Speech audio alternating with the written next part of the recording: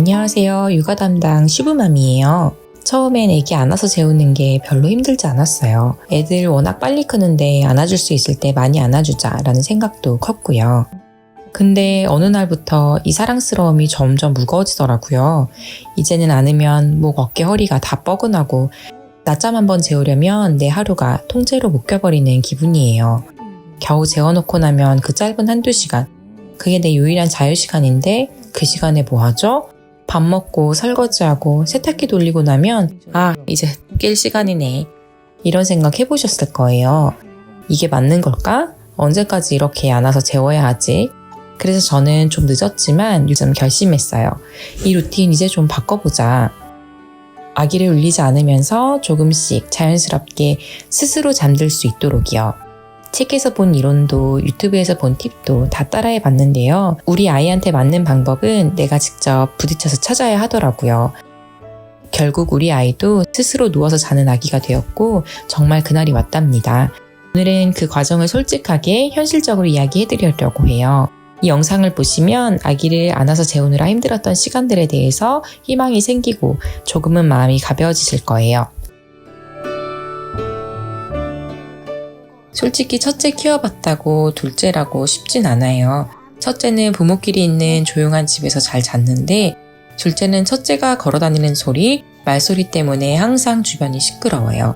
그래서 처음엔 정말 별 방법을 다 써봤어요. 안아서 재워보고 눕혀보고 하이체어에 앉혀서 눕혀서 또 재워보고 우유 먹이면서도 재워보고 그 와중에 이게 맞나 싶고 그리고 진짜 신기한 게 한 번 잠들면 세상 태평하게 자요.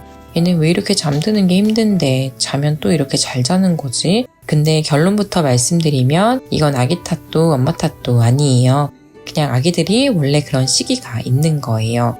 지금 16개월 된 우리 둘째도 많은 날에 안아서 재워야 했는데 돌이 지나니까 어느 날 갑자기 스스로 누워서 자더라고요. 진짜 갑자기요. 참고로 오늘 정보 중 일부는 미국에서 200만 뷰 이상 나온 엠마 할버드 채널을 참고했어요. 소아과 의사이면서 새 아기를 키우는 엄마라 실제로 도움되는 정보가 많아요.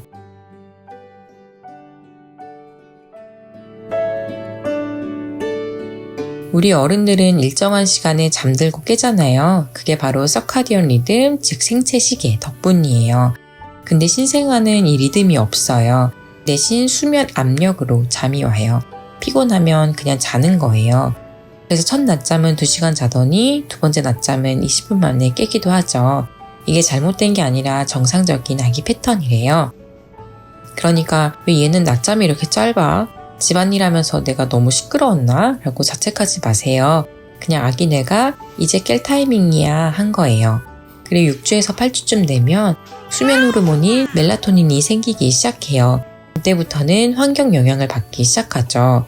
그래서 방이 너무 밝거나 덥거나 시끄럽다면 아기가 자주 깨요. 즉 환경이 진짜 중요해지는 시기예요. 혹시 아기가 자면서 킁킁대거나 손발을 휘젓거나 얼굴을 찡그릴 때가 있죠. 그때마다 깬 건가 하고 바로 안아 올린다면 그건 바로 고치셔야 해요. 그건 렘 수면이에요.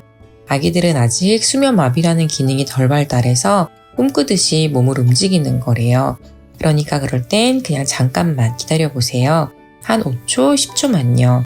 저도 처음엔 불안했는데 기다려보면 다시 눈을 감고 푹 자는 경우가 많아요.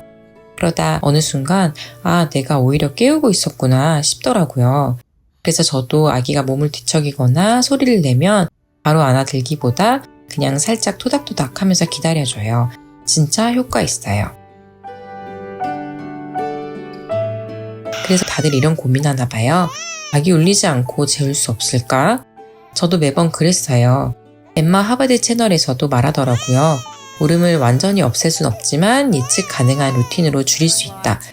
If you need to, and I'd stay in the room if possible where your baby's sleeping, because that white noise. 그 루틴이 뭐냐면 첫 번째 조명을 어둡게 하고 두 번째 백색 소음을 켜고 세 번째 짧게 책을 읽거나 자장가를 부르고 네 번째 침대에 눕혀서 토닥토닥. 이거를 매일 같은 순서로 반복하는 거예요. 그럼 아기가 이제 잘 시간이구나 하고 예측하게 돼요. 저 같은 경우 첫째 아이가 10시쯤 자는 바람에 둘째도 취침 시간이 많이 늦은 편이었는데요. 생후 2개월, 1달 정도까지는 1시간 넘게 안겨 울다가 잠든 적이 많았답니다. 이쯤 아기들에겐 저녁 8시에서 밤 11시까지 찾아오는 마녀의 시간이라고 부르는 게 있더라고요.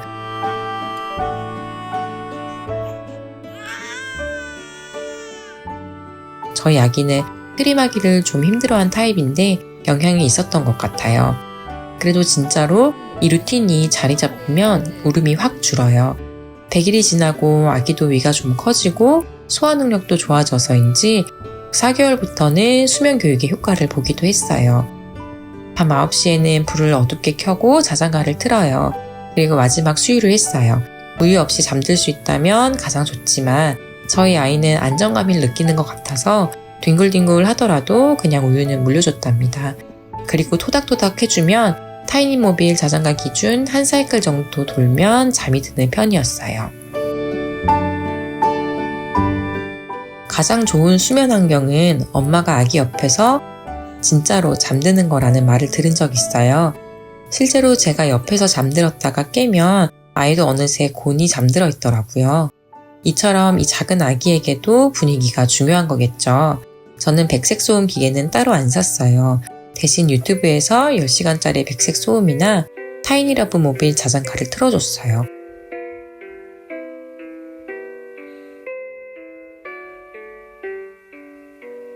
그리고 홈캠을 설치했어요. 아기가 자다가 깨는지 뒤척이는지 바로 확인할 수 있게요. 그 덕분에 괜히 방에 들어가서 깨우는 일도 줄었어요. 그리고 마지막으로 아기만의 공간을 만들어줬어요. 저희 집은 꿈비 하이가드 범퍼 침대를 썼거든요. 뒤척여도 안전하고 아기가 여기는 내가 자는 곳이라고 인식하게 된 것 같아요. 진짜 신기한 게 이렇게 안정적인 공간을 만들어주면 아기가 스스로 자야겠다는 느낌을 배우더라고요. 혹시 지금도 왜 우리 아기는 혼자 못 자지 하시나요? 저희 둘째는 13개월부터 스스로 방으로 가요. 졸리면 제 손을 잡고 들어가서 자기 손으로 가슴을 토닥토닥 해요. 그게 엄마 졸려요 라는 신호예요. 그걸 볼 때마다 감동이에요. 아, 결국은 때가 되면 누워서 자는구나. 그걸 억지로 가르치지 않아도 아이는 스스로 배워요. 그래서 꼭 말씀드리고 싶어요.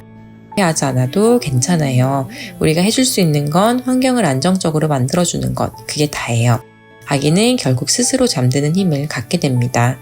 오늘 영상이 조금이라도 마음을 편안하게 해드렸다면 좋아요와 구독으로 다음 얘기에서 또 만나요.